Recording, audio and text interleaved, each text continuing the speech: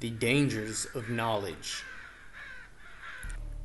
The world is indeed full of frightening things, and we are helpless creatures surrounded by forces that are inexplicable and unbending.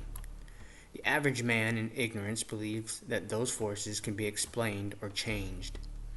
He doesn't really know how to do that, but he expects that the actions of mankind will explain them or change them sooner or later.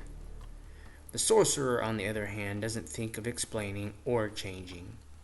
Instead, he learns to use such forces by redirecting himself and adapting to their direction.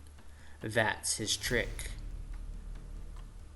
There's very little to sorcery once you find out its trick. A sorcerer is only slightly better off than the average man. Sorcery doesn't help him to live a better life. In fact, I should say that sorcery hinders him. It makes his life cumbersome, precarious. By opening himself to knowledge, a sorcerer becomes more vulnerable than the average man. On the one hand, his fellow men hate him and fear him and will strive to end his life.